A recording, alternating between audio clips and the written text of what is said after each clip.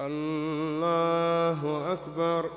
الحمد لله رب العالمين، الرحمن الرحيم، مالك يوم الدين. إياك نعبد وإياك نستعين، اهدنا الصراط المستقيم، صراط الذين أنعمت عليهم غير المغضوب عليهم ولا الضالين.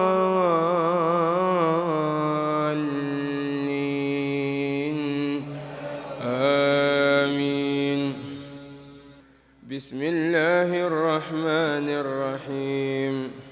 يا أيها الذين آمنوا لا تقدموا بين يدي الله ورسوله واتقوا الله، إن الله سميع عليم. يا أيها الذين آمنوا لا ترفعوا أصواتكم فوق صوت النبي ولا تجهروا له بالقول كجهر بعضكم لبعض أن تحبط أعمالكم وأنتم لا تشعرون. إن الذين يغضون أصواتهم عند رسول الله أولئك الذين امتحن الله قلوبهم للتقوى، لهم مغفرة وأجر عظيم. إن الذين ينادونك من وراء الحجرات أكثرهم لا يعقلون، ولو أنهم صبروا حتى تخرج إليهم لكان خيرا لهم، والله غفور رحيم. يا أيها الذين آمنوا إن جاءكم فاسق بنبأ فتبينوا أن تصيبوا قوما بجهالة فتصبحوا على ما فعلتم نادمين. واعلموا أن فيكم رسول الله لو يطيعكم في كثير من الأمر لعنتم، ولكن الله حبب إليكم الإيمان وزينه في قلوبكم وكره إليكم الكفر والفسوق والعصيان، أولئك هم الراشدون، فضلا من الله ونعمة، والله عليم حكيم. وإن طائفتان من المؤمنين اقتتلوا فأصلحوا بينهما، فإن بغت إحداهما على الأخرى فقاتلوا التي تبغي حتى تفيء إلى أمر الله، فإن فاءت فأصلحوا بينهما بالعدل وأقسطوا، إن الله يحب المقسطين. إنما المؤمنون إخوة فأصلحوا بين أخويكم واتقوا الله لعلكم ترحمون. يا أيها الذين آمنوا لا يسخر قوم من قوم عسى أن يكونوا خيرا منهم، ولا نساء من نساء عسى أن يكن خيرا منهن، ولا تلمزوا أنفسكم ولا تنابزوا بالألقاب، بئس الاسم الفسوق بعد الإيمان، ومن لم يتب فأولئك هم الظالمون. يا أيها الذين آمنوا اجتنبوا كثيرا من الظن إن بعض الظن إثم، ولا تجسسوا ولا يغتب بعضكم بعضا، أيحب أحدكم أن يأكل لحم أخيه ميتا فكرهتموه، واتقوا الله إن الله تواب رحيم. يا أيها الناس إنا خلقناكم من ذكر وأنثى وجعلناكم شعوبا وقبائل لتعارفوا إن أكرمكم عند الله أتقاكم إن الله عليم خبير. قالت الأعراب آمنا قل لم تؤمنوا ولكن قولوا أسلمنا ولما يدخل الإيمان في قلوبكم وإن تطيعوا الله ورسوله لا يلتكم من أعمالكم شيئا إن الله غفور رحيم. إنما المؤمنون الذين آمنوا بالله ورسوله ثم لم يرتابوا وجاهدوا بأموالهم وأنفسهم في سبيل الله أولئك هم الصادقون. قل أتعلمون الله بدينكم والله يعلم ما في السماوات وما في الأرض والله بكل شيء عليم. يمنون عليك أن أسلموا قل لا تمنوا علي إسلامكم بل الله يمن عليكم أن هداكم للإيمان إن كنتم صادقين. إن الله يعلم غيب السماوات والأرض والله بصير بما تعملون. بسم الله الرحمن الرحيم. قاف والقرآن المجيد بل عجبوا أن جاءهم منذر منهم فقال الكافرون هذا شيء عجيب أإذا متنا وكنا ترابا ذلك رجع بعيد. قد علمنا ما تنقص الأرض منهم وعندنا كتاب حفيظ بل كذبوا بالحق لما جاءهم فهم في أمر مريج. أفلم ينظروا إلى السماء فوقهم كيف بنيناها وزيناها وما لها من فروج. والأرض مددناها وألقينا فيها رواسي وأنبتنا فيها من كل زوج بهيج تبصرة وذكرى لكل عبد منيب.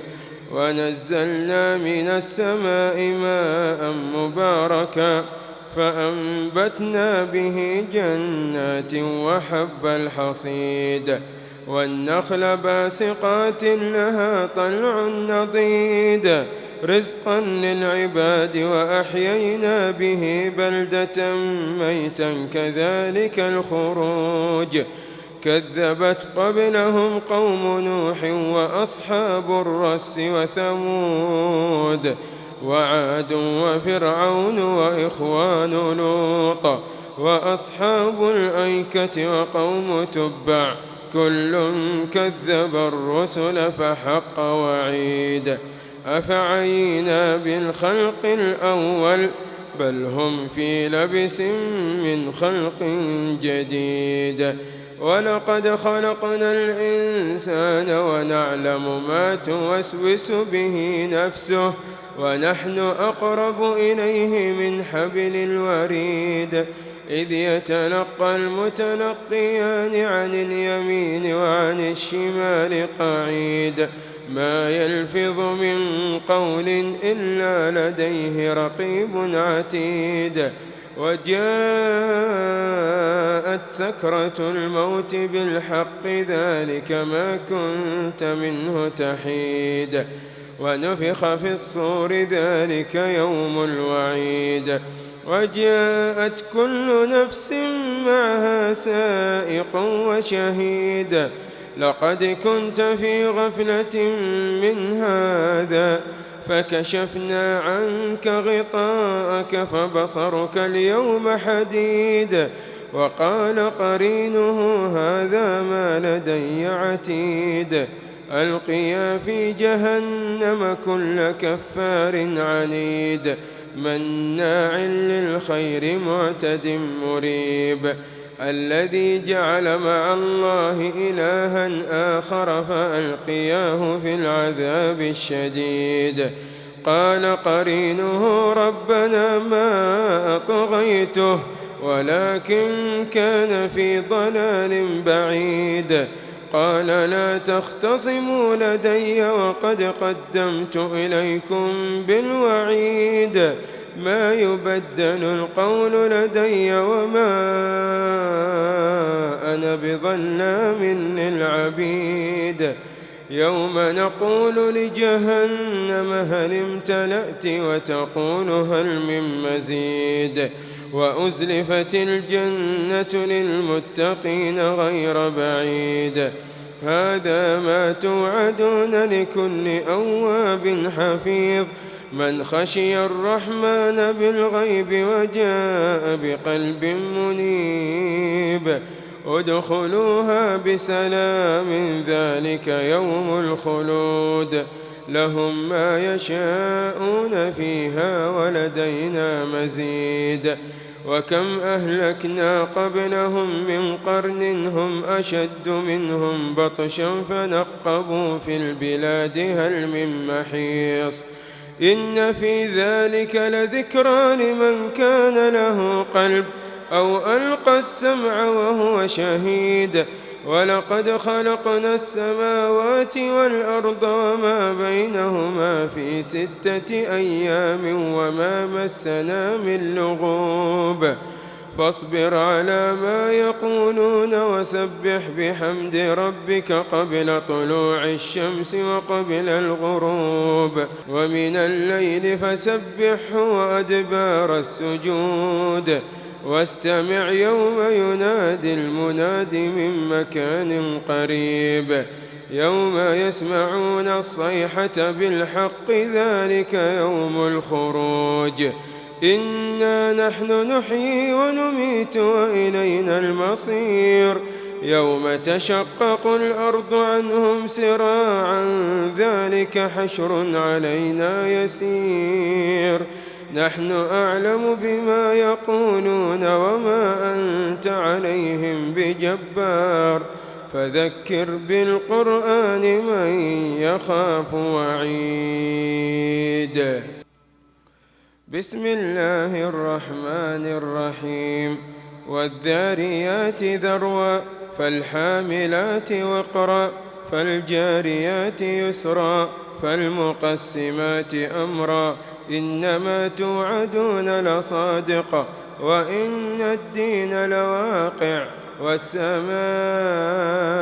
ذات الحبك إنكم لفي قول مختلف يؤفك عنه من أفك قتل الخراصون الذين هم في غمرة ساهون يسألون أيان يوم الدين يوم هم على النار يفتنون ذوقوا فتنتكم هذا الذي كنتم به تستعجلون إن المتقين في جنات وعيون آخذين ما آتاهم ربهم إنهم كانوا قبل ذلك محسنين كانوا قليلا من الليل ما يهجعون وبالأسحار هم يستغفرون وفي أموالهم حق للسائل والمحروم وفي الأرض آيات للموقنين وفي أنفسكم أفلا تبصرون وفي السماء رزقكم وما توعدون فورب السماء والأرض إنه لحق مثل ما أنكم تنطقون هل أتاك حديث ضيف إبراهيم المكرمين إذ دخلوا عليه فقالوا سلاما قال سلام قوم منكرون فراغ إلى أهله فجاء بعجل سمين فقربه إليهم قال ألا تأكلون فأوجس منهم خيفة قالوا لا تخف وبشروه بغلام عليم فأقبلت امرأته في صرة فصكت وجهها وقالت عجوز عقيم قالوا كذلك قال ربك إنه هو الحكيم العليم قال فما خطبكم أيها المرسلون قالوا إنا أرسلنا إلى قوم مجرمين لنرسل عليهم حجارة من طين مسومة عند ربك للمسرفين فأخرجنا من كان فيها من المؤمنين فما وجدنا فيها غير بيت من المسلمين وتركنا فيها آية للذين يخافون العذاب الأليم وفي موسى إذ أرسلناه إلى فرعون بسلطان مبين فتولى بركنه وقال ساحر أو مجنون فأخذناه وجنوده فنبذناهم في اليم وهو مليم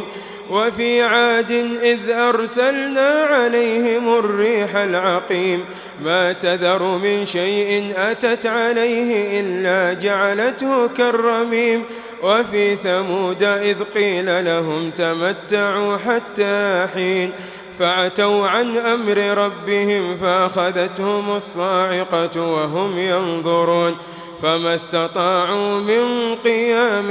وما كانوا منتصرين وقوم نوح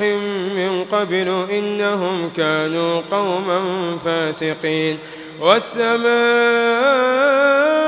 بنيناها بأيد وإنا لموسعون والأرض فرشناها فنعم الماهدون ومن كل شيء خلقنا زوجين لعلكم تذكرون ففروا إلى الله إني لكم منه نذير مبين ولا تجعلوا مع الله إلها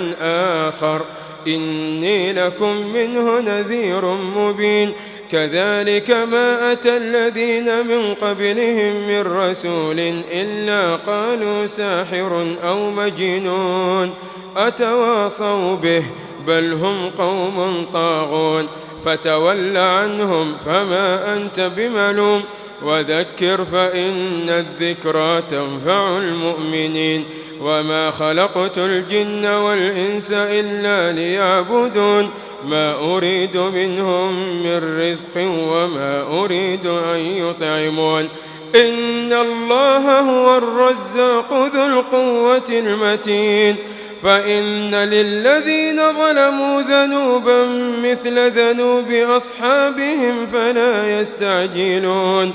فويل للذين كفروا من يومهم الذي يوعدون بسم الله الرحمن الرحيم والطور وكتاب مسطور في رق منشور والبيت المعمور والسقف المرفوع والبحر المسجور إن عذاب ربك لواقع ما له من دافع يوم تمور السماء مورا وتسير الجبال سيرا فويل يومئذ للمكذبين الذين هم في خوض يلعبون يوم يدعون إلى نار جهنم دعا هذه النار التي كنتم بها تكذبون أفسحر هذا أم أنتم لا تبصرون اصلوها فاصبروا أو لا تصبروا سواء عليكم إنما تجزون ما كنتم تعملون إن المتقين في جنات ونعيم فاكهين بما آتاهم ربهم ووقاهم ربهم عذاب الجحيم كلوا واشربوا هنيئا بما كنتم تعملون متكئين على سرر مصفوفة وزوجناهم بحور عين والذين آمنوا واتبعتهم ذريتهم بإيمان ألحقنا بهم ذريتهم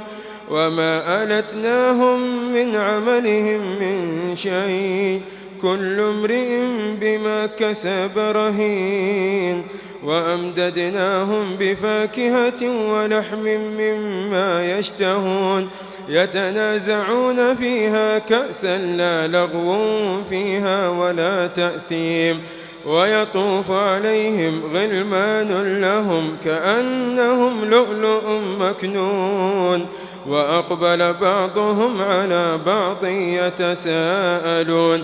قالوا إنا كنا قبل في أهلنا مشفقين فمن الله علينا ووقانا عذاب السموم إنا كنا من قبل ندعوه إنه هو البر الرحيم فذكر فما أنت بنعمة ربك بكاهن ولا مجنون أم يقولون شاعر نتربص به ريب المنون قل تربصوا فإني معكم من المتربصين أم تأمرهم أحلامهم بهذا أم هم قوم طاغون أم يقولون تقوله بل لا يؤمنون فليأتوا بحديث مثله إن كانوا صادقين أم خلقوا من غير شيء أم هم الخالقون أم خلقوا السماوات والأرض بل لا يوقنون أم عندهم خزائن ربك أم هم المسيطرون أم لهم سلم يستمعون فيه فليأت مستمعهم بسلطان مبين أم له البنات ولكم البنون أم تسألهم أجرا فهم من مغرم مثقلون أم عندهم الغيب فهم يكتبون أم يريدون كيدا فالذين كفروا هم المكيدون أم لهم إله غير الله سبحان الله عما يشركون وإن يروا كسفا من السماء ساقطا يقولوا سحاب مرقوم فذرهم حتى يلاقوا يومهم الذي فيه يصعقون يوم لا يغني عنهم كيدهم شيئا ولا هم ينصرون وإن للذين ظلموا عذابا دون ذلك ولكن أكثرهم لا يعلمون واصبر لحكم ربك فإنك بأعيننا وسبح بحمد ربك حين تقوم ومن الليل فسبحه وإدبار النجوم بسم الله الرحمن الرحيم والنجم إذا هوى ما ضل صاحبكم وما غوى وما ينطق عن الهوى إن هو إلا وحي يوحى علمه شديد القوى ذو مرة فاستوى وهو بالأفق الأعلى ثم دنا فتدلى فكان قاب قوسين أو أدنى فأوحى إلى عبده ما أوحى ما كذب الفؤاد ما رأى أفتمارونه على ما يرى ولقد رآه نزلة أخرى عند سدرة المنتهى عندها جنة المأوى إذ يغشى السدرة ما يغشى ما زاغ البصر وما طغى لقد رأى من آيات ربه الكبرى أفرأيتم اللات والعزى ومناة الثالثة الأخرى ألكم الذكر وله الأنثى تلك إذا قسمة ضيزى إن هي إلا أسماء سميتموها أنتم وآباؤكم ما أنزل الله بها من سلطان إن يتبعون إلا الظن وما تهوى الأنفس ولقد جاءهم من ربهم الهدى أم للإنسان ما تمنى فلله الآخرة والأولى وكم من ملك في السماوات لا تغني شفاعتهم شيئا إلا من بعد أن يأذن الله لمن يشاء ويرضى إن الذين لا يؤمنون بالآخرة ليسمون الملائكة تسمية الأنثى وما لهم به من علم إن يتبعون إلا الظن وإن الظن لا يغني من الحق شيئا فأعرض عمن تولى عن ذكرنا ولم يرد إلا الحياة الدنيا ذلك مبلغهم من العلم إن ربك هو أعلم بمن ضل عن سبيله وهو أعلم بمن اهتدى ولله ما في السماوات وما في الأرض ليجزي الذين أساءوا بما عملوا ويجزي الذين أحسنوا بالحسنى الذين يجتنبون كبائر الإثم والفواحش إلا اللمم إن ربك واسع المغفرة هو أعلم بكم إذ أنشأكم من الأرض وإذ أنتم أجنة في بطون أمهاتكم فلا تزكوا أنفسكم هو أعلم بمن اتقى أفرأيت الذي تولى وأعطى قليلا وأكدى أعنده علم الغيب فهو يرى أم لم ينبأ بما في صحف موسى وإبراهيم الذي وفى ألا تزر وازرة وزر أخرى وأن ليس للإنسان إلا ما سعى وأن سعيه سوف يرى ثم يجزاه الجزاء الأوفى وأن إلى ربك المنتهى وأنه هو أضحك وأبكى وأنه هو أمات وأحيا وأنه خلق الزوجين الذكر والأنثى من نطفة إذا تمنى وأن عليه النشأة الأخرى وأنه هو أغنى وأقنى وأنه هو رب الشعرى وأنه أهلك عادا الأولى وثمود فما أبقى وقوم نوح من قبل إنهم كانوا هم أظلم وأطغى والمؤتفكة أهوى فغشاها ما غشى فبأي آلاء ربك تتمارى هذا نذير من النذر الأولى أزفت الآزفة ليس لها من دون الله كاشفة أفمن هذا الحديث تعجبون وتضحكون ولا تبكون وأنتم سامدون فاسجدوا لله واعبدوا بسم الله الرحمن الرحيم اقتربت الساعة وانشق القمر وإن يروا آية يعرضوا ويقولوا سحر مستمر وكذبوا واتبعوا أهواءهم وكل أمر مستقر ولقد جاءهم من الأنباء ما فيه مزدجر حكمة بالغة فما تغني النذر فتول عنهم يوم يدعو الداعي إلى شيء نكر خش عن أبصارهم يخرجون من الأجداث كأنهم جراد منتشر مهطعين إلى الداع يقول الكافرون هذا يوم عسر كذبت قبلهم قوم نوح فكذبوا عبدنا وقالوا مجنون وازدجر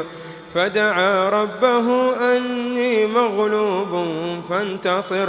ففتحنا أبواب السماء بماء منهمر وفجرنا الأرض عيونا فالتقى الماء على أمر قد قدر وحملناه على ذات ألواح ودسر تجري بأعيننا جزاء لمن كان كفر ولقد تركناها آية فهل من مدكر فكيف كان عذابي ونذر ولقد يسرنا القرآن للذكر فهل من مدكر كذبت عاد فكيف كان عذابي ونذر إنا أرسلنا عليهم ريحا صرصرا في يوم نحس مستمر تنزع الناس كأنهم أعجاز نخل منقعر فكيف كان عذابي ونذر ولقد يسرنا القرآن للذكر فهل من مدكر كذبت ثمود بالنذر فقالوا أبشرا منا واحدا نتبعه إنا إذا لفي ضلال وسعر أألقي الذكر عليه من بيننا بل هو كذاب أشر سيعلمون غدا من الكذاب الأشر إنا مرسل الناقة فتنة لهم فارتقبهم واصطبر ونبئهم أن الماء قسمة بينهم كل شرب محتضر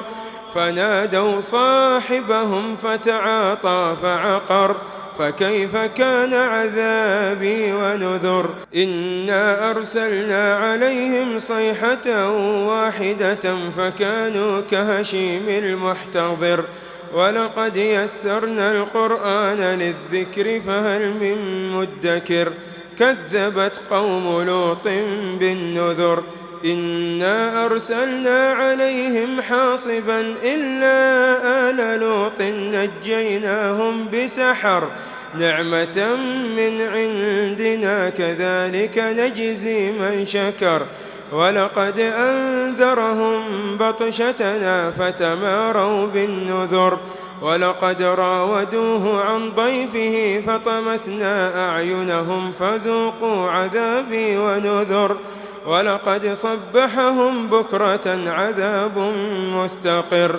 فذوقوا عذابي ونذر ولقد يسرنا القرآن للذكر فهل من مدكر ولقد جاء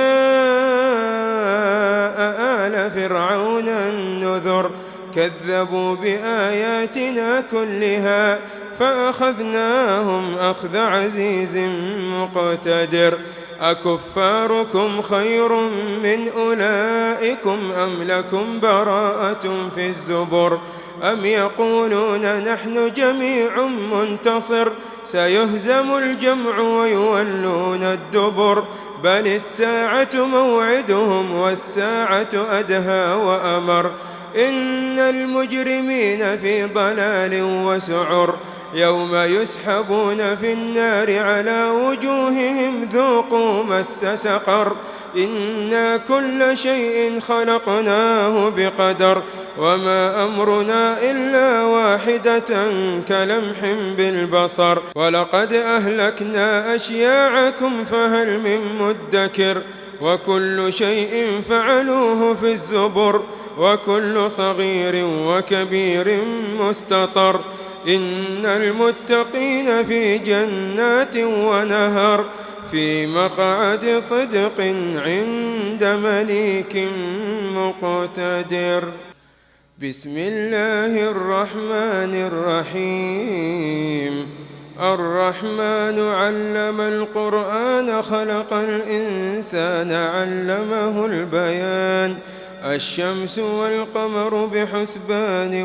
والنجم والشجر يسجدان والسماء رفعها ووضع الميزان ألا تطغوا في الميزان وأقيموا الوزن بالقسط ولا تخسروا الميزان والأرض وضعها للأنام فيها فاكهة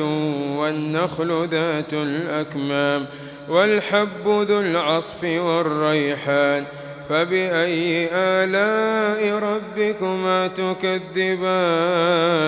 خلق الإنسان من صلصال كالفخار وخلق الجان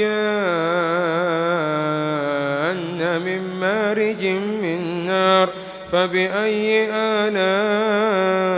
ربكما تكذبان رب المشرقين ورب المغربين فبأي آلاء ربكما تكذبان مرج البحرين يلتقيان بينهما برزخ لا يبغيان فبأي آلاء ربكما تكذبان يخرج منهما اللؤلؤ والمرجان فبأي آلاء ربكما تكذبان وله الجوار المنشآت في البحر كالأعلام فبأي آلاء ربكما تكذبان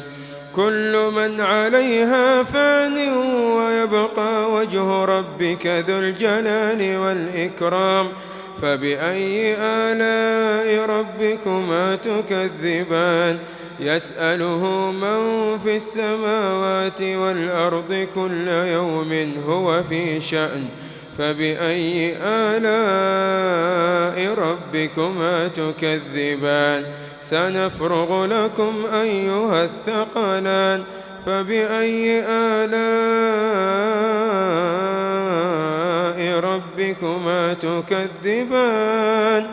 يا معشر الجن والإنس إن استطعتم أن تنفذوا من أقطار السماوات والأرض فانفذوا لا تنفذون إلا بسلطان فبأي آلاء ربكما تكذبان يرسل عليكما شواظ من نار ونحاس فلا تنتصران فبأي آلاء ربكما تكذبان فإذا انشقت السماء فكانت وردة كالدهان فبأي آلاء ربكما تكذبان فيومئذ لا يسأل عن ذنبه إنس ولا جان فبأي آلاء ربكما تكذبان يعرف المجرمون بسيماهم فيؤخذ بالنواصي والأقدام فبأي آلاء ربكما تكذبان هذه جهنم التي يكذب بها المجرمون يطوفون بينها وبين حميم آن فبأي آلاء ربكما تكذبان ولمن خاف مقام ربه جنتان فبأي آلاء ربكما تكذبان ذواتا أفنان فبأي آلاء ربكما تكذبان فيهما عينان تجريان فبأي آلاء ربكما تكذبان فيهما من كل فاكهة زوجان فبأي آلاء ربكما تكذبان متكئين على فرش بطائنها من استبرق وجنى الجنتين دان فبأي آلاء ربكما تكذبان فيهن قاصرات الطرف لم يطمثهن إنس قبلهم ولا جان فبأي آلاء ربكما تكذبان كأنهن الياقوت والمرجان فبأي آلاء ربكما تكذبان هل جزاء الإحسان إلا الإحسان فبأي آلاء ربكما تكذبان ومن دونهما جنتان فبأي آلاء ربكما تكذبان مدهامتان فبأي آلاء ربكما تكذبان فيهما عينان نضاختان فبأي آلاء ربكما تكذبان فيهما فاكهة ونخل ورمان فبأي آلاء ربكما تكذبان فيهن خيرات حسان فبأي آلاء ربكما تكذبان حور مقصورات في الخيام فبأي آلاء ربكما تكذبان لم يطمثهن إنس قبلهم ولا جان فبأي آلاء ربكما تكذبان متكئين على رفرف خضر وعبقري حسان فبأي آلاء ربكما تكذبان تبارك اسم ربك ذي الجلال والإكرام قل هو الله أحد الله الصمد لم يلد ولم يولد ولم يكن له كفوا أحد سمع الله لمن حمده لا إله إلا الله اللطيف الخبير لا إله إلا الله العلي الكبير لا إله إلا الله السميع البصير لا إله إلا الله ولا نعبد إلا الله ولا نرجو إلا الله اللهم لك الحمد أنت هديتنا ولك الحمد أنت أعنتنا ولك الحمد ربنا على الصيام والقيام الحمد لله الذي هدانا لهذا وما كنا لنهتدي لولا أن هدانا الله اللهم لا ندعو إلا الله ولا نستوهب إلا الله ولا نستغيث إلا بالله له الكمالات كلها له الجلال وحده له الخلق والأمر تبارك الله رب العالمين اللهم صل على النبي المختار وآله الأطهار وصحابته الأخيار المهاجرين منهم والأنصار ما تعاقب الليل والنهار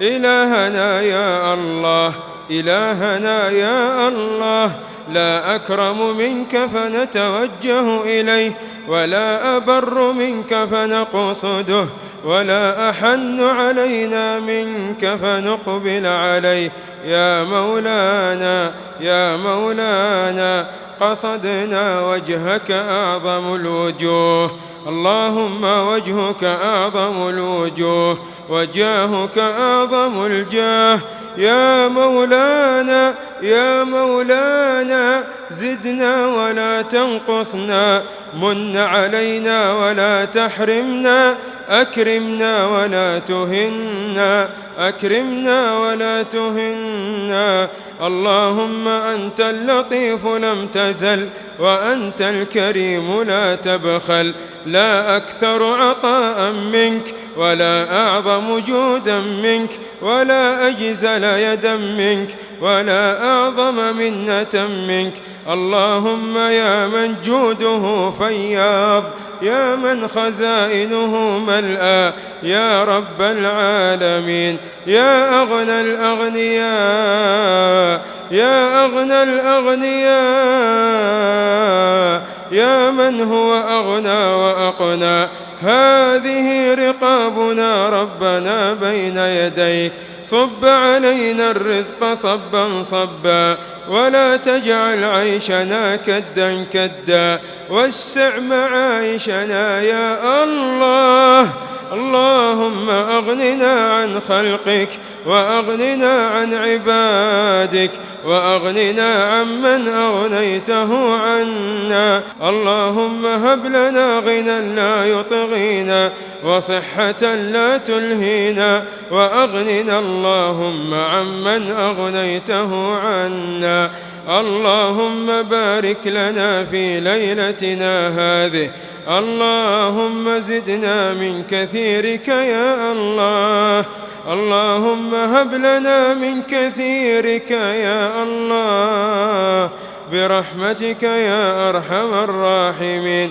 متعنا بأسماعنا وأبصارنا وقواتنا ما أبقيتنا. اللهم يا مغير الأحوال غير حالنا إلى أحسن حال. نسألك اللهم راحة البال وصلاح الحال، ونسألك اللهم عفوا وعافية ومال.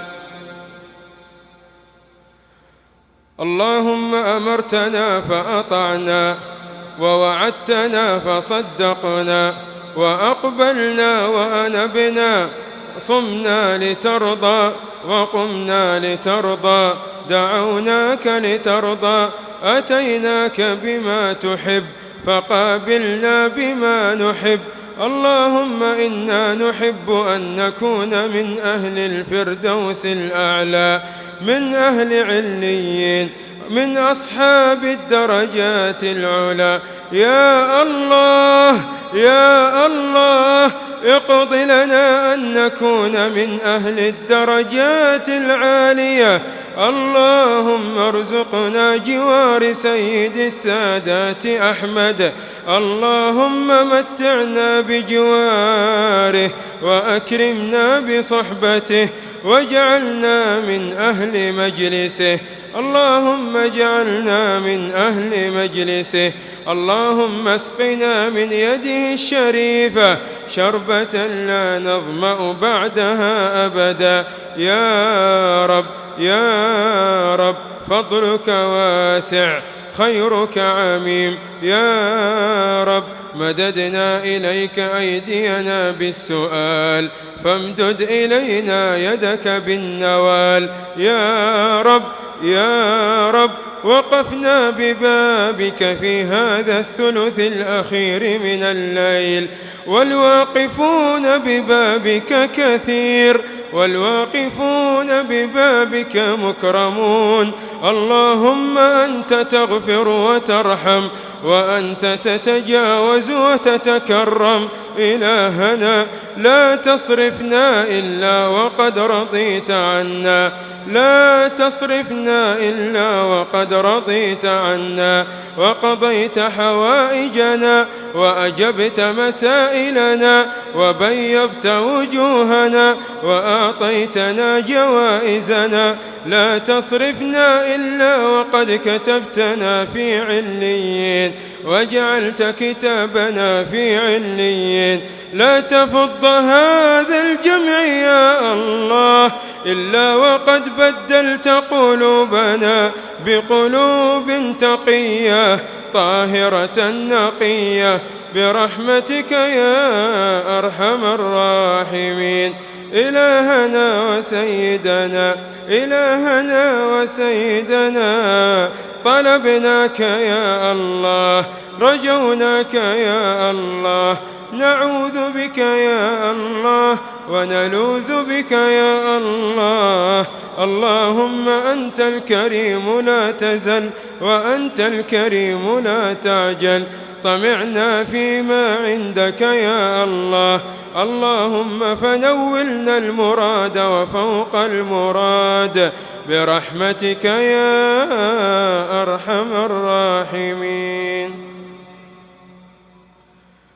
اللهم ما فاتنا من الخير أن نسألك إياه فابتدئنا به، وما فاتنا من الخير أن نستعيذ منه فأعذنا منه ومن كل بلاء يا رب العالمين. اللهم احفظنا كما حفظت البيت العتيق، واحرسنا بكلئك، واحفظنا بحفظك، واكلأنا برعايتك، واحفظ بلادنا من كل سوء. اللهم احفظ هذا البلد وساكنيه من أطرافه ومن أكنافه. اللهم احفظ حدودنا واحفظ جنودنا وافرغ علينا صبرا وثبت يا ربنا أقدامنا وانصرنا على القوم المعتدين. اللهم احفظ أئمتنا وولاة أمورنا. اللهم اجعلهم رحمة علينا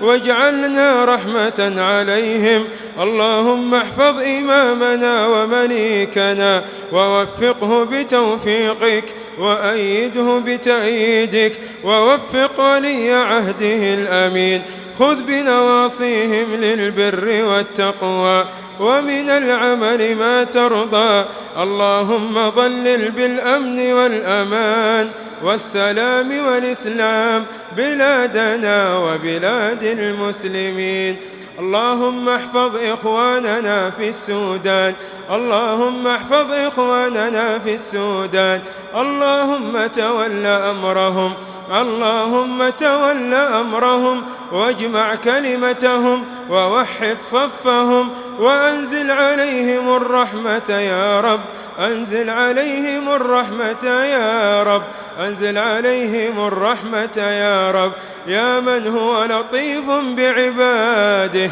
يا من هو لطيف بعباده. الطف بعبادك المؤمنين. الطف بعبادك المؤمنين. الطف بعبادك المؤمنين. الطف بهم في الشام والطف بهم في اليمن والطف بهم في النيجر والطف بهم في نيجيريا والطف بهم في باكستان وفي أفغانستان وفي مصر. ول على المسلمين خيارهم. ول على المسلمين خيارهم واصرف عنهم شرارهم برحمتك يا أرحم الراحمين. اللهم انشر عندهم الأمن والأمان والعز والاستقرار والاطمئنان والإسلام برحمتك يا رب الأرض والسماء. ربنا آتنا في الدنيا حسنة